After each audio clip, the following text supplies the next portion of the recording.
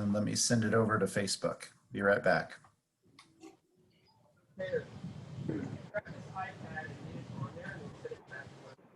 Facebook one.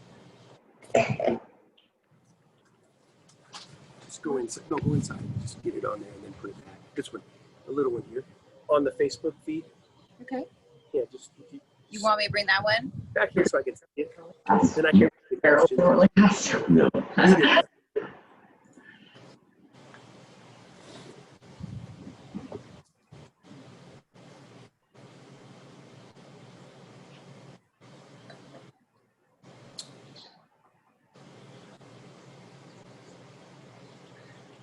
He's just turning it on, is what he said. Yeah, so it should be on Facebook now.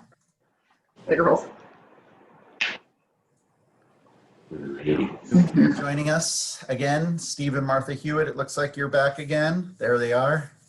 Thank you for joining us. We got Helen over in Maryland. I see some familiar names as well. Some others that have been joining us over time. Thank you for coming back.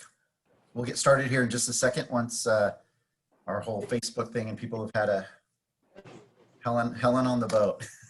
Right on. All right. I gotta, you know what I didn't do is I didn't open the other bottles yet. So I think I'll take part in that. At least I did that right. You can tell I'm a winemaker. Open the bottles, all this technical stuff, not so good at. You did that first? Did that first.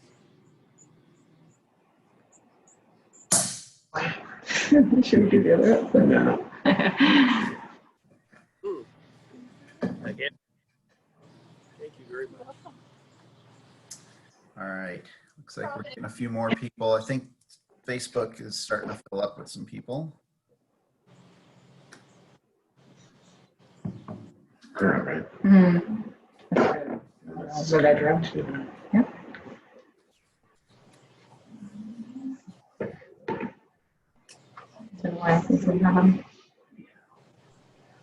Now we're going to judge you all on your opening skills. Oh, late.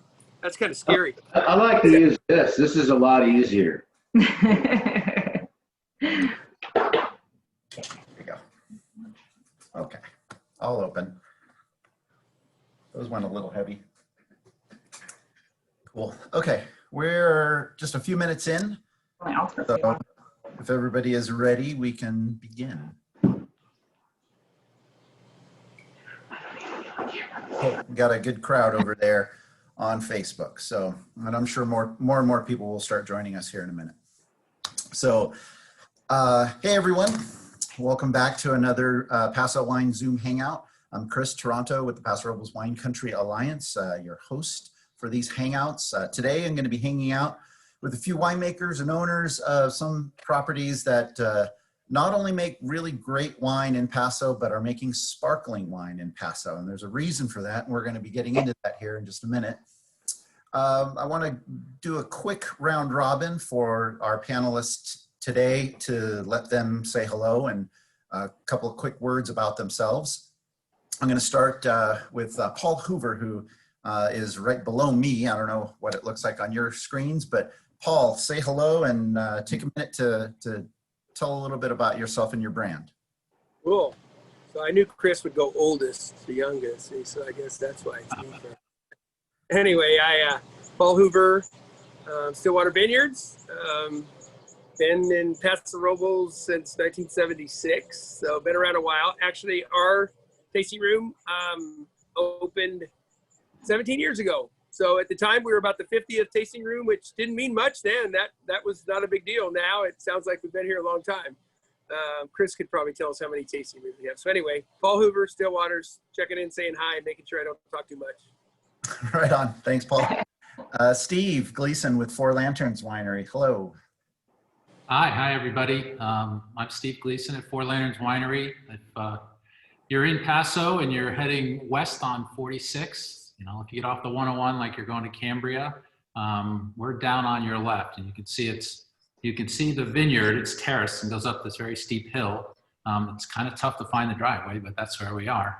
My wife and I bought this place in 2013, and Moved to Paso in 2014 and have been loving it ever since. Right on. Cool. Thanks, Steve.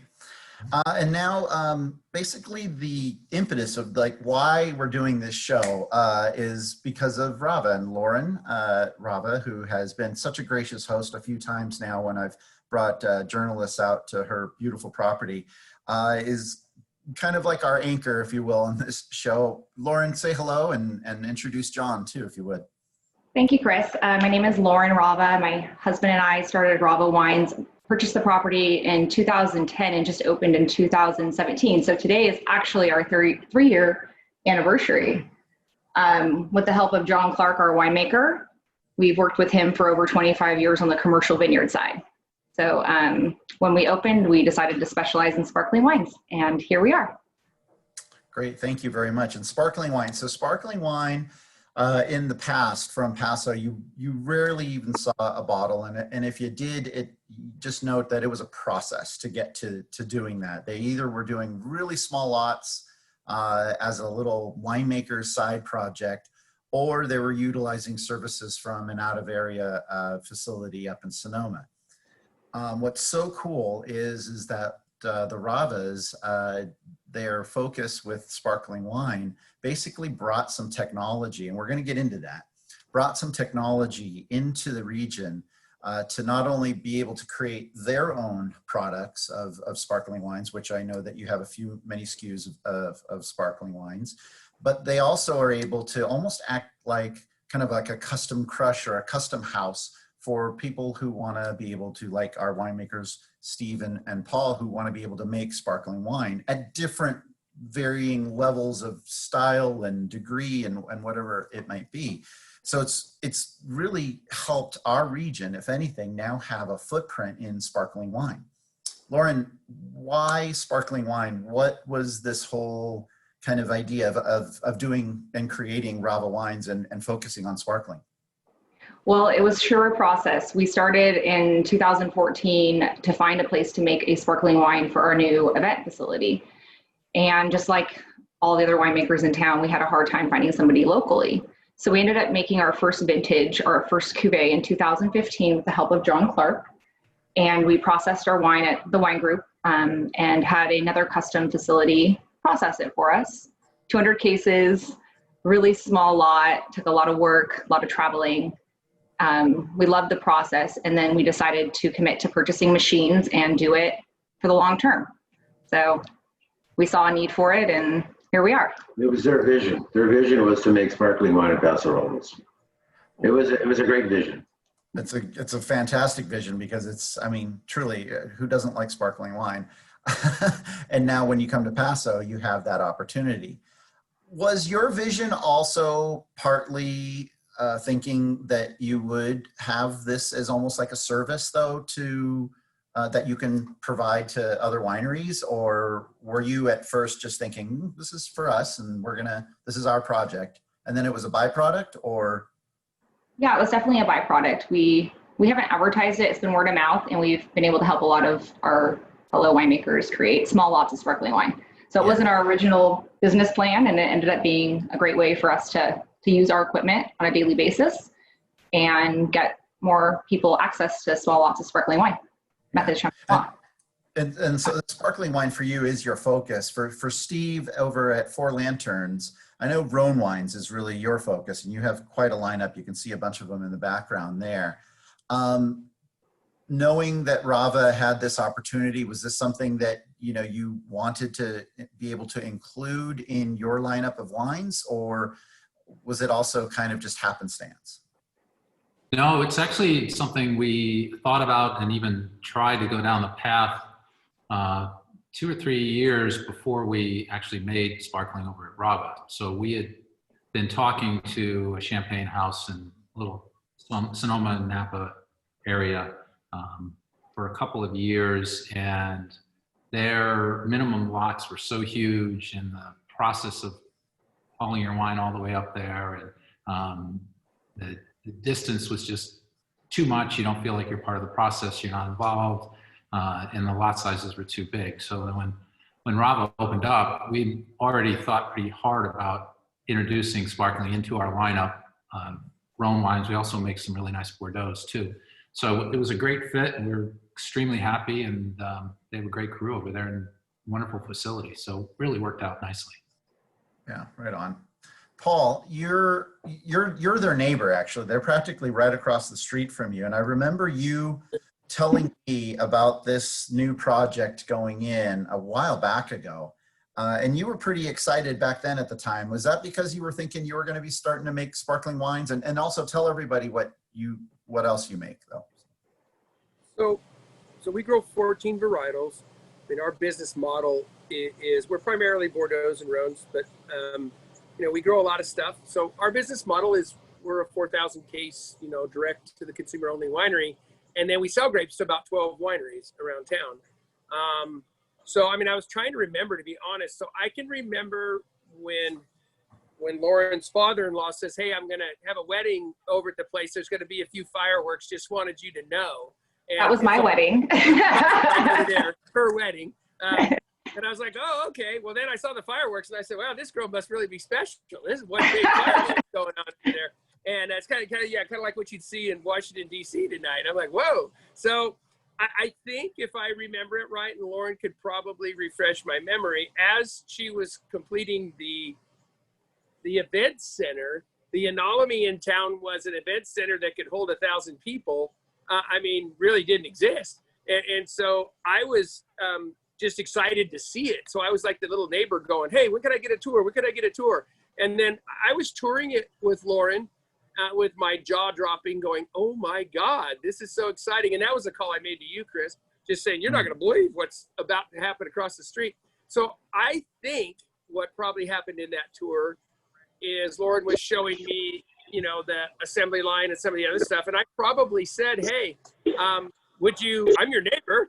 Could you let us make it here rather than up in Napa where we were making it at the time? And so I don't know, Lauren, whether, I don't know where you were in your thought process. I think you were one of our first, definitely. Paul, I think you were the first customer. I was kind of afraid of you because you talk so much to me. I was the first customer, and probably behind the scenes, John was saying, don't do this. No, tell the neighbor he's a nice guy, but don't do this. That's probably what it was. So yeah, you might throw up on the screen here some of the wines that we're enjoying today. And so there's the Four Lanterns there starting on the left. We'll get into having everybody talk a little bit about their wines, but I did want to show also your labels for purposes of this screen share, and so everybody can see what wines are being enjoyed today. Let's go into a little bit about, just for everybody's edification, let's go into sparkling wine, basically how it's made.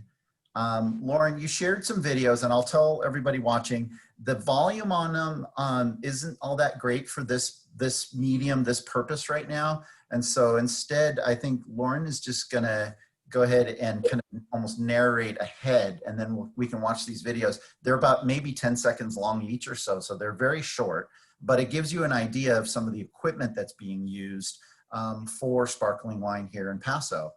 So let's go to that first one. Lauren, tell us what we're about to see here, and then I'll play. So this is the riddling process. So we are already finishing secondary fermentation in the bottle. This is a part that we've mechanized. These are gyro pallets and cages. So there's 42 cases per cage. And it basically goes through a 7-day movement that gets the sediment to the neck of the bottle. It takes the place of the hand turning of the bottles on the wooden racks that you see in France. So in the video, we'll get a close up of the bottle and you'll see that sediment slowly going down. I'll go ahead and play. You keep your hands away from the machine when it turns on. There's a big loud beep when it turns on.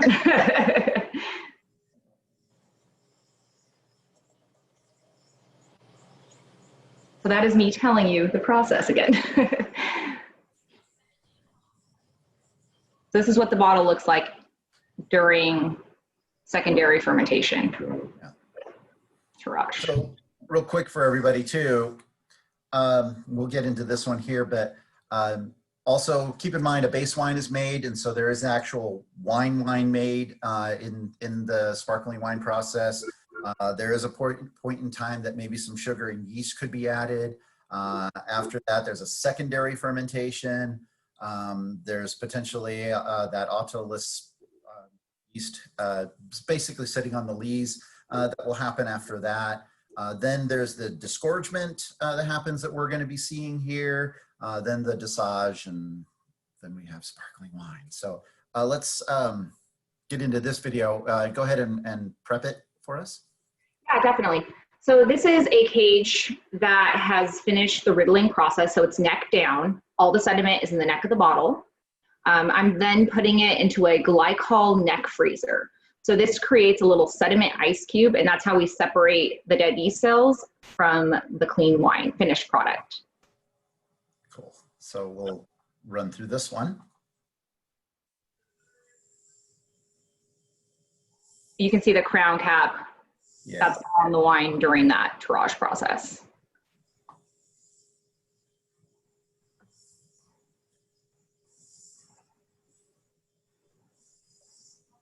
So that was part of when you do the disgorgement process after, and then you get into this. Yeah, so disgorging is basically a big bottle opener, pops the crown cap off, the sediment naturally expels out of the bottle. And then this particular video is the dosage. So we work closely with the winemaker to determine what level of dosage they'd like in the wine. John, you want to talk a little bit more about the dosage? Yeah, the disgorging process, the neck is frozen. There's a bedule underneath the crown cap. It's a little plastic cylinder. It's about 1 centimeter long, and it's 26 millimeters in diameter. So the sediment actually falls into that bedule. So the gas that's generated during the secondary fermentation, we run about between 7.6 and 8 bars. So it easily pushes the plug out. We call that the plug, the frozen plug. So then the clear wine then goes into the next stage where the dosage is added. And Lauren does trials all the time for her clients and for her wines. And we can range from no dosage at all, which would be dry, up to almost a demi-sec, which could be close to 18 grams per liter, which is fairly rare here in Paso Robles. But we're working on the sparkling Lambrusco right here. This may be an interesting little deal. He's excited about that one. So yeah, I'm excited about that. And then Love after Lambrusco. dosage, you get the final cork, wire hood, and then you go to the foiling and labeling if you have that on your product. And for everybody's, if you haven't seen this process, and when they're talking about a crown cap, they're literally talking like a beer cap, like a beer bottle cap that goes right on the top of the bottle, so that they're pulling that off, and then that's when that plug comes out before you see that cork and the wire cage. So let's go through this little process video. I think this is a really cool video, and it does have some narration that actually might go through. So here we go.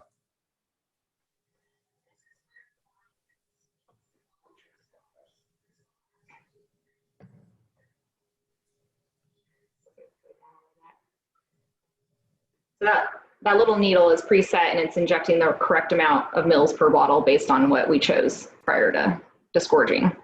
The liqueur de dosage is a fixed concentration of sucrose, and then you vary the volume that goes into the bottle, generally speaking. Cool.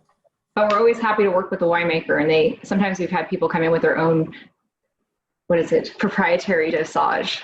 So something that they made up on their own. Tequila. Such a neat and interesting process. By the way, this is also, we should clarify, basically it's the champenois process is what we're looking at. Because there is also other sparkling wines out there that are made that are tank fermented, and that's more like Prosecco and the like. And so we're just kind of focusing on champenois, or basically what would be a traditional sense of how sparkling wine is made. So just wanted to clarify that also. Neat process. You clearly got a really cool education on this whole thing. I mean, I kind of want to hear from you, Lauren. How did you learn everything? What did you do to get up to speed on all of this machinery and all of the process that goes into it and everything? First of all, I don't know everything. My husband is definitely the one on the machine working everything. John's the winemaker. I've just been learning by doing, being a part of the process. When you first see all the terminology, it's really hard to grasp, but I think that's been another good thing with working with local clients is if they're just starting out in the process, it's so much easier for them to grasp the process by coming into the winery when we're doing it and learning it by seeing it instead of just reading about it or having me tell them over an email. So it's definitely just being out there and doing it hands-on. And I'm still learning every day. Yeah. So I want to jump over to Steve. Steve, let's talk a little bit about what's in this bottle and then what goes into the decision of what grape you're choosing to make this sparkling wine. There's a lot of things that go into that decision. In that particular instance, that was our first bottling of sparkling. So we wanted to do something more traditional, and Pinot Noir is a traditional champagne grape. So we work a lot with another winery in the area. Help them last year do their first sparkling wine. So they have Pinot Noir on their vineyard, and so that's the Pinot Noir we use to make this wine. So that was the decision process. This year we're making a sparkling wine out of Viognier, which we have here on our own, just to do something a little different, something fun. Not that Pinot Noir sparkling isn't fun, it is, but that's what we decided to do this year.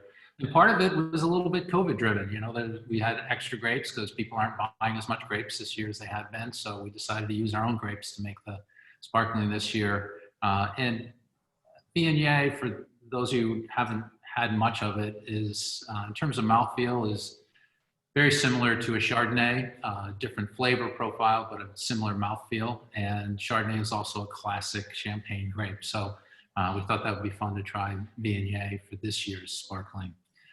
The other thing we did last year when we made this is, and you can see there's just a touch of pink in it, and we wanted to have that really light pink color to the wine. So when we went to do the dosage, we had Brava put in basically a drop of Pinot Noir that we made from that same vineyard that year. So that gave what had been an extremely light color, just moved it a little more towards the dark side to just a normal light color sparkling. So that was a great thing that we could do, and would have been much tougher to do anyplace else than Brava because they're right here. So we could just take the still wine over there and have them use that. So it was fun and it was great. Cool. By the way, your jug is still here. Sorry? Your demijohn is still here if you want to come and get it. Oh. Well, We'll have to go wine tasting one day. So We're really good about giving things back. So speaking of dark side, Paul, this one definitely has a lot more color to it. And what's really super interesting is that there's quite a bit of Mourvedre in this. What was that picking decision like? Did you have to pick that a little? I mean, that's a late ripening variety. Is that picking decision? Is it you're picking it earlier, or what's happening with Mourvedre? That's exactly it. Is that so? We grow Mourvedre and Grenache here. It's primarily a tasting room wine, meaning I don't really grow it for anyone else. I like to use it in our own blend. So the reality of the El Pomar district, which is where Lauren and I are located, I mean, we really mimic Bordeaux, more than we do the Rhone Valley. And so the grapes that are Rhones like more rain, definitely like more rain, like you get closer to the ocean. And we're still only 19 miles from the ocean. So bottom line decision, the Rhones here produce too much. They tend to do that everywhere. But so we try to drop fruit. We try to gauge it. We try to do that. So in your question of how do we do it, we and many other vineyards in Paso Robles we'll pick the Rhone varietals, especially Mourvèdre, and Grenache, multiple passes is what we call it as a grower. So you literally go down the rows, and it does not ripen evenly as a varietal. It's nothing like Cabernet. It's nothing like Merlot. And so that varietal, and even there's a picture there. That's a classic example. We took that yesterday. That's not even through veraison.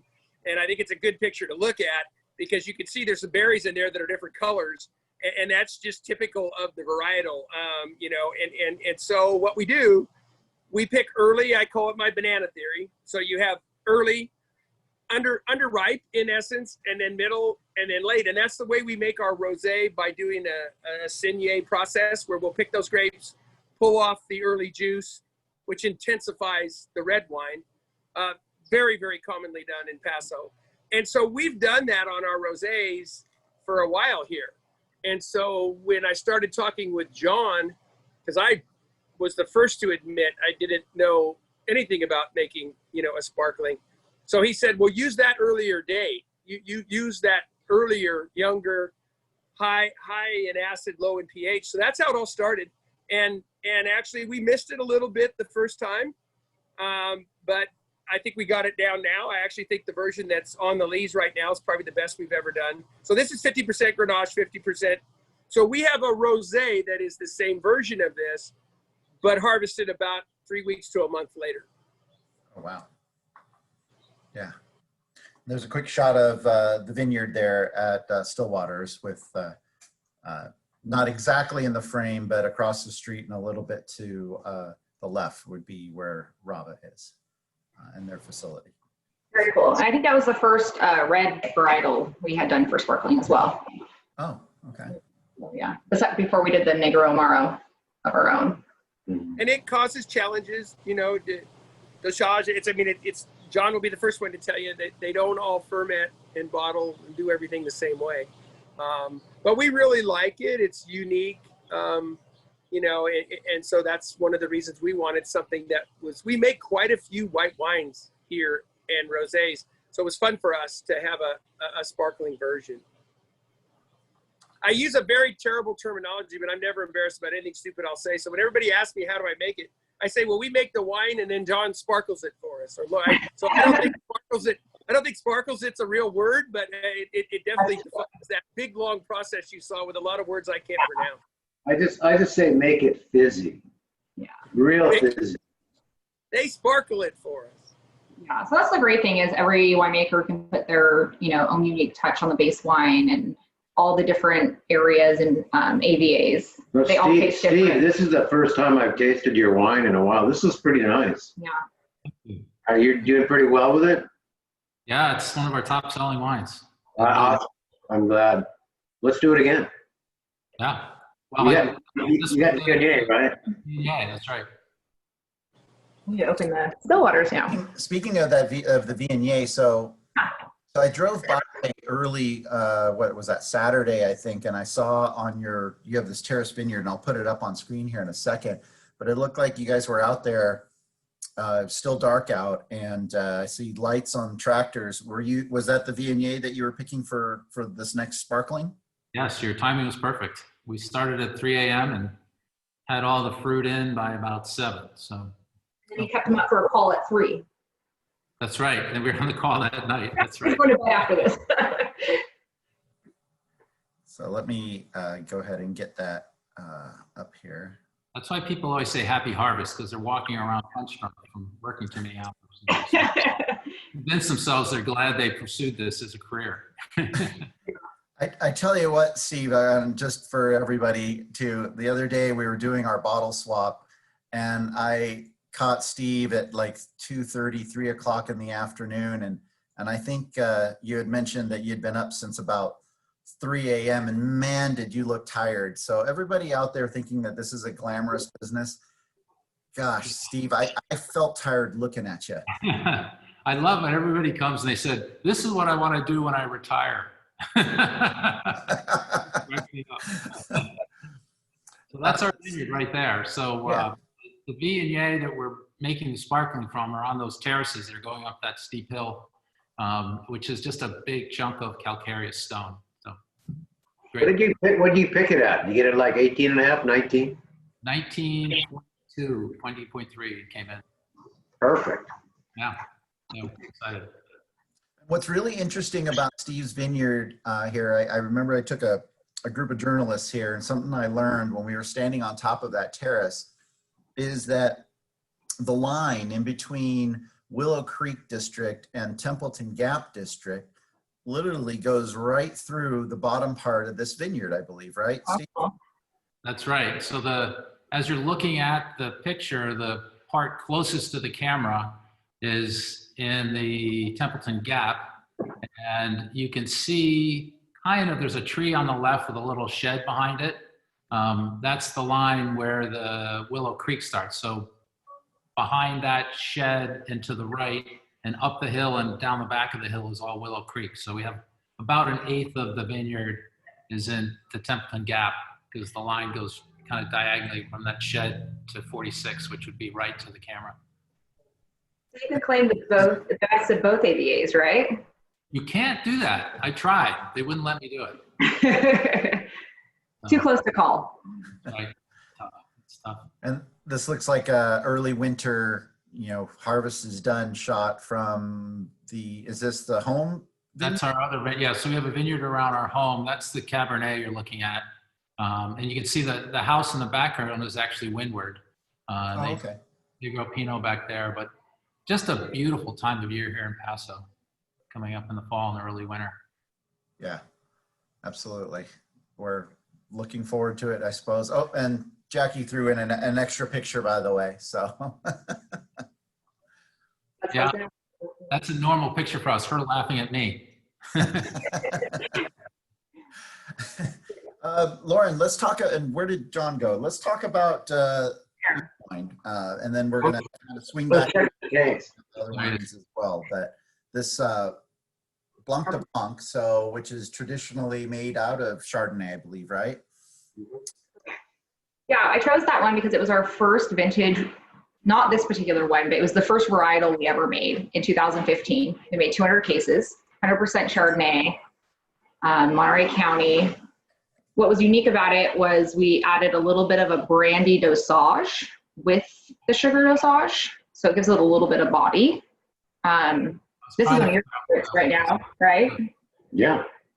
This They're one, all my favorites. good answer. So this one, I believe, is our 2017, 18 vintage, 17 vintage. And so it's had a lot of time to age in the bottle, even after disgorging, and it's really developed nicely. So. It tastes, absolutely awesome. This is.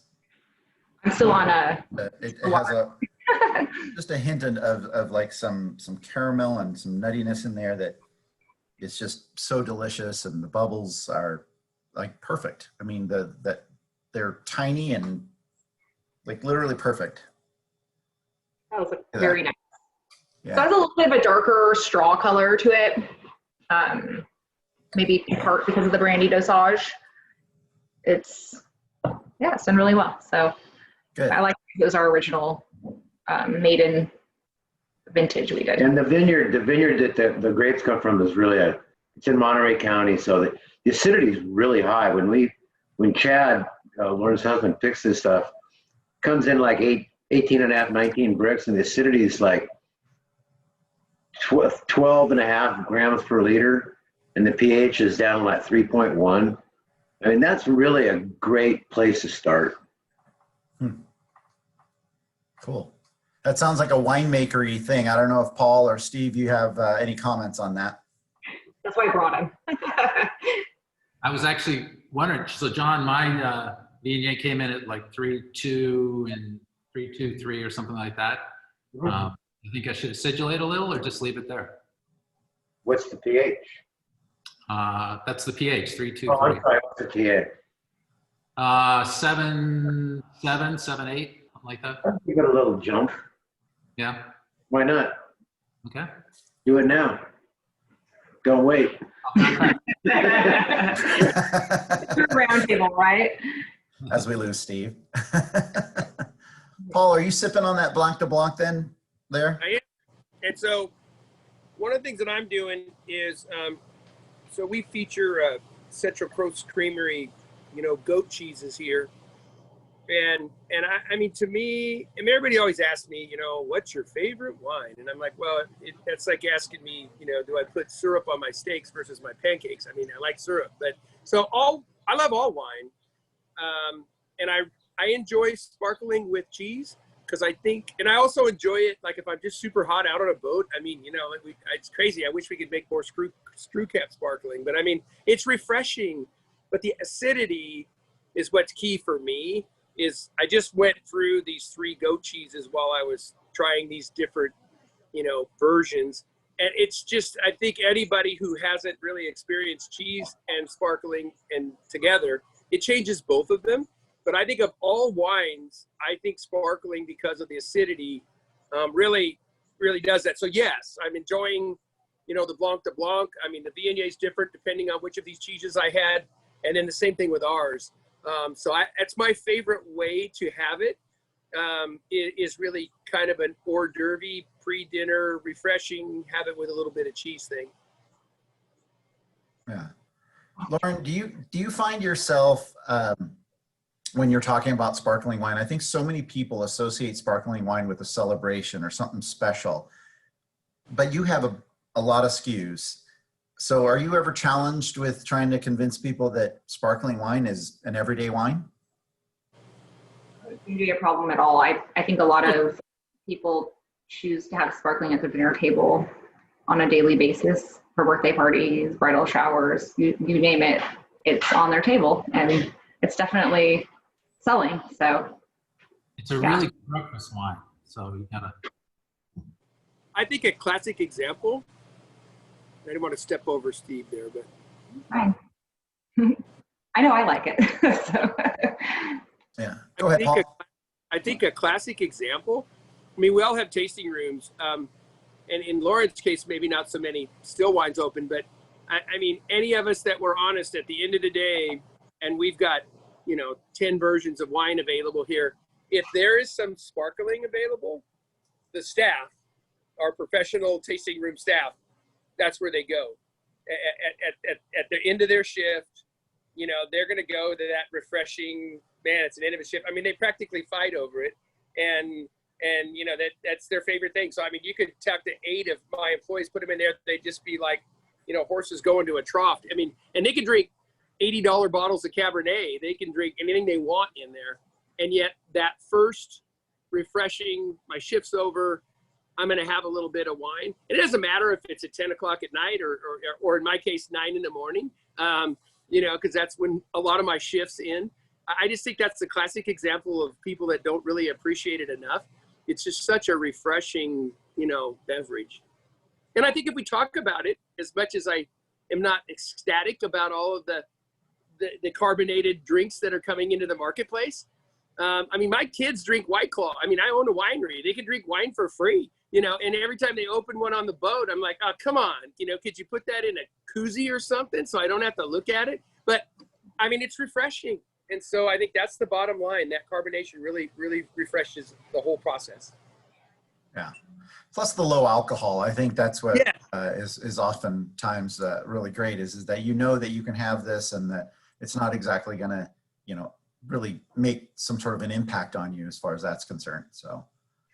With California sparkling, it's so much more approachable than even though it's made the traditional method, we're not marketing it the same way as they do in France. It's very approachable. It's not $100 a bottle. It's meant for every day. It's meant to be enjoyed.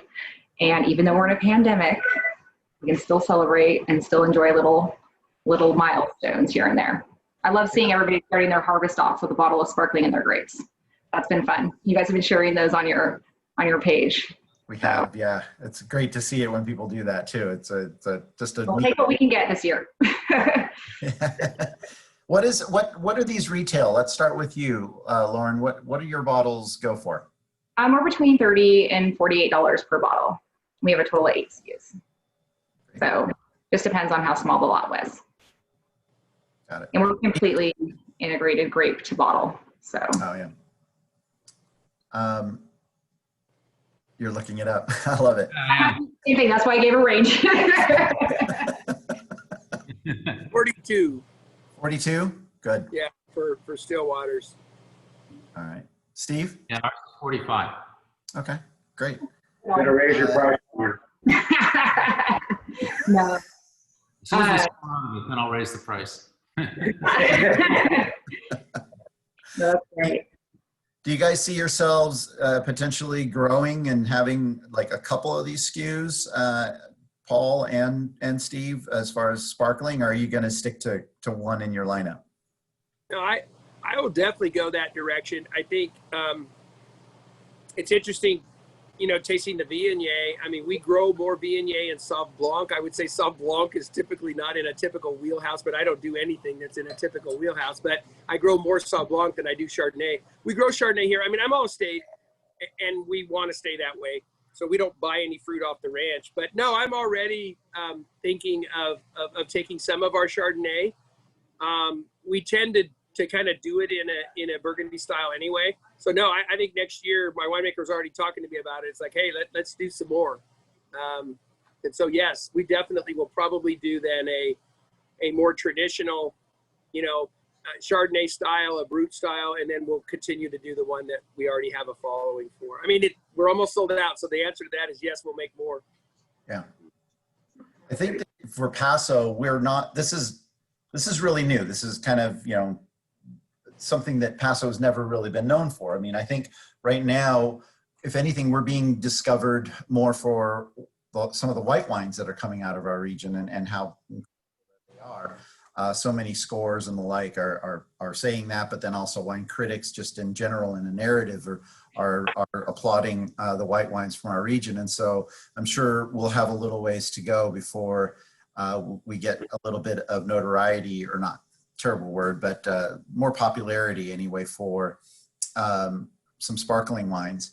I'm curious though, are people surprised, consumers, are they surprised when they walk in the door and there's a sparkling wine here? Because maybe they know Paso, maybe they have this idea of what Paso is. I'll start with you, Lauren.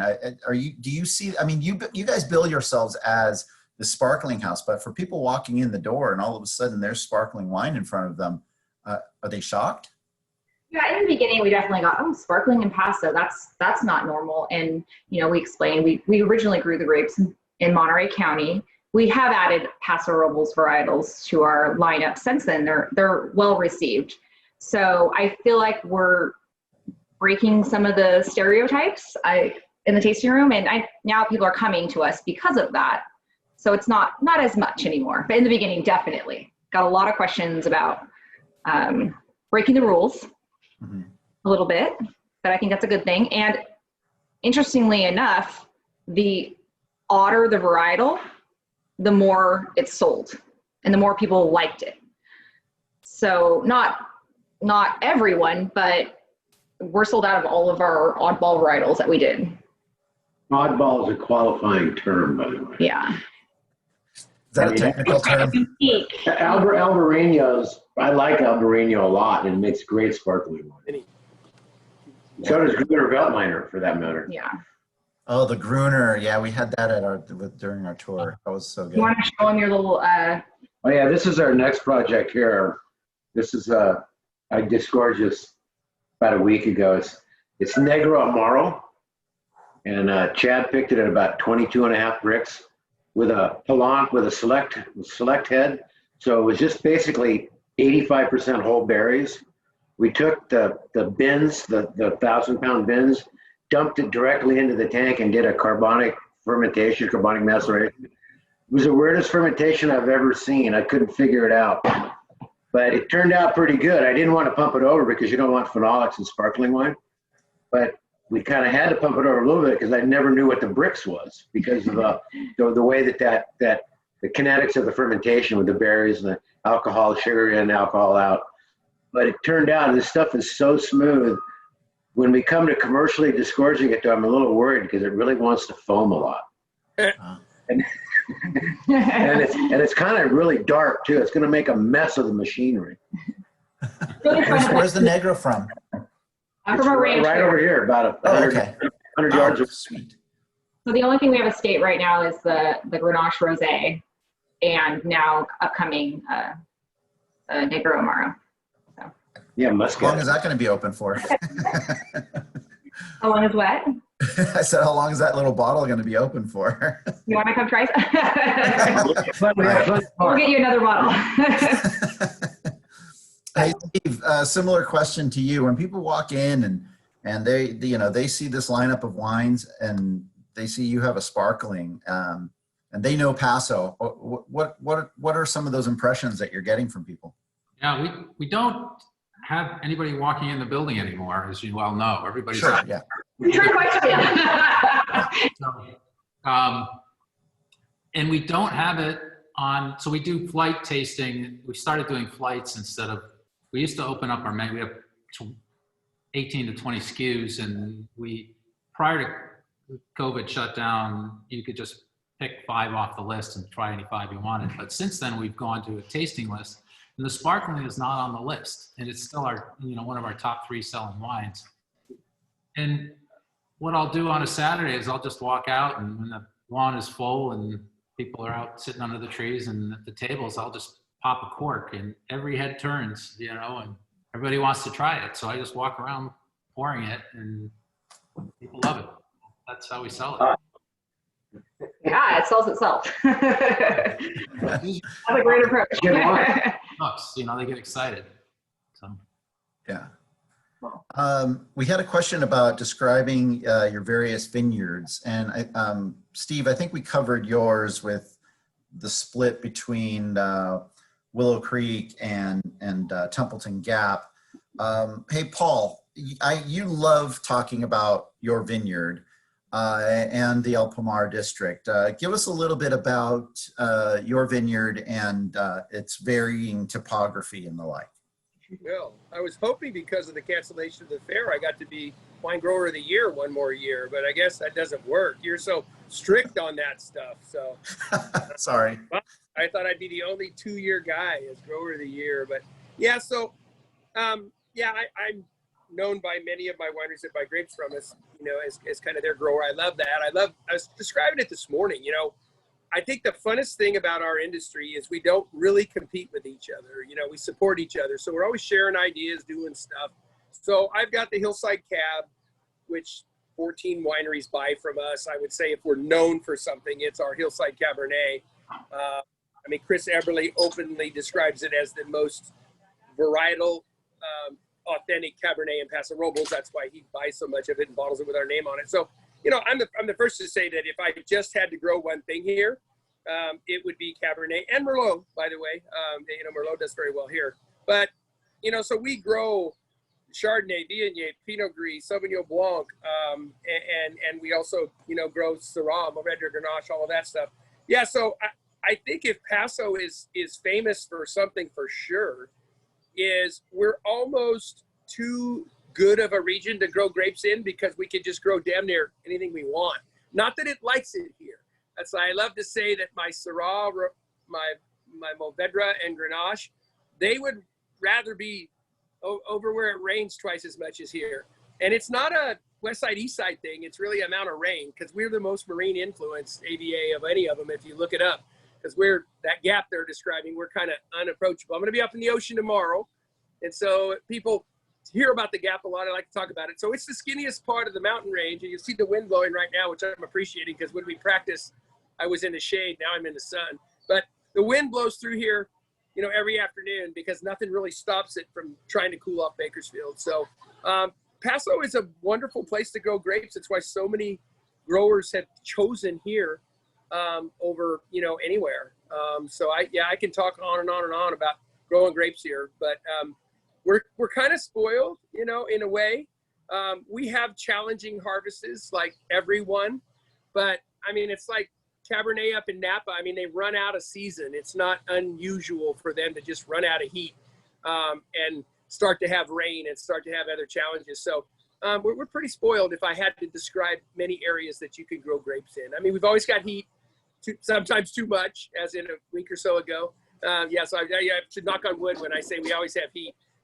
Today's, 90 degrees, kind of perfect. And this morning, I'll give you the classic example. We talk about it a lot, but this morning here was 49.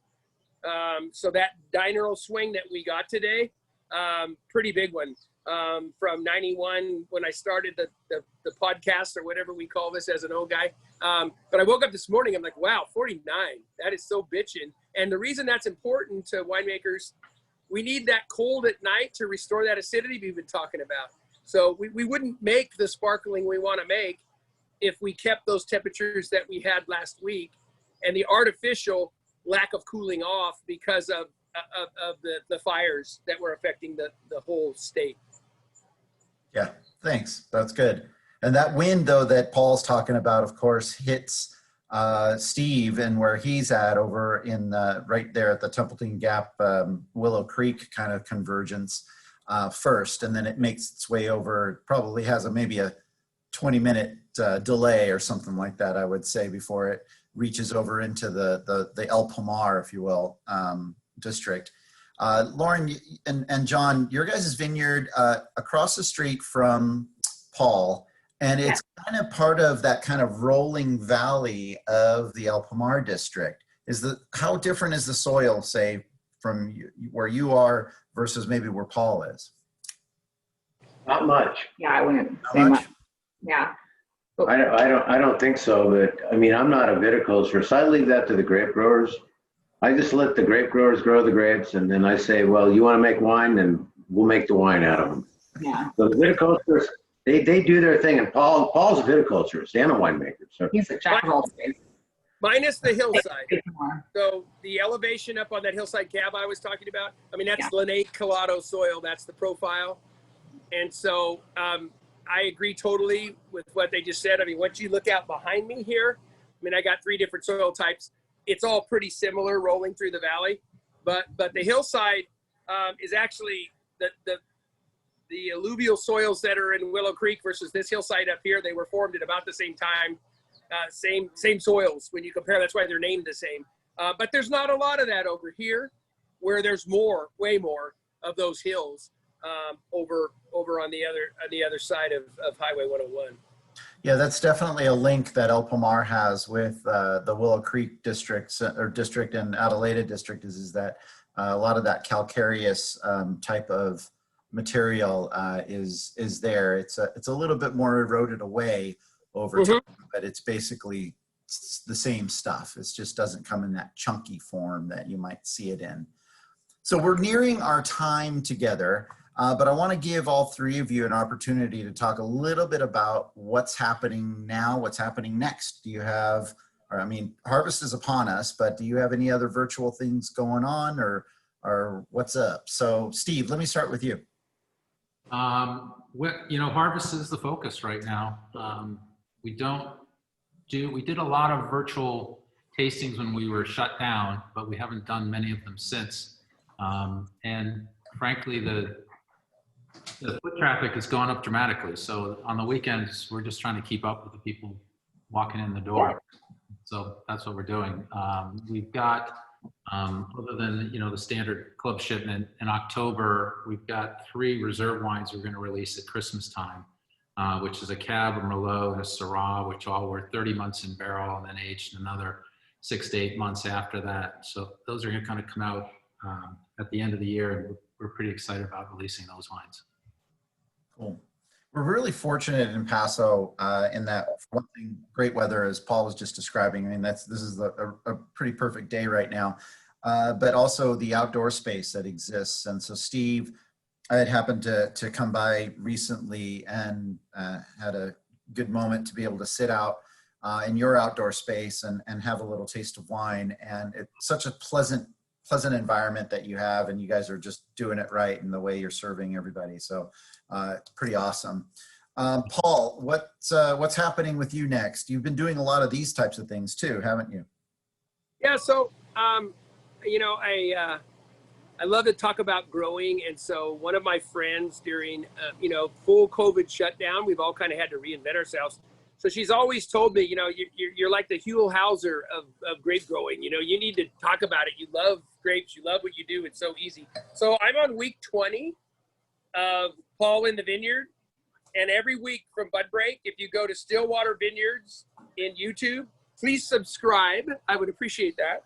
I'm not afraid to ask. So I've got about 800 people or so that most of which are coming in on off of our, but it's been so much fun.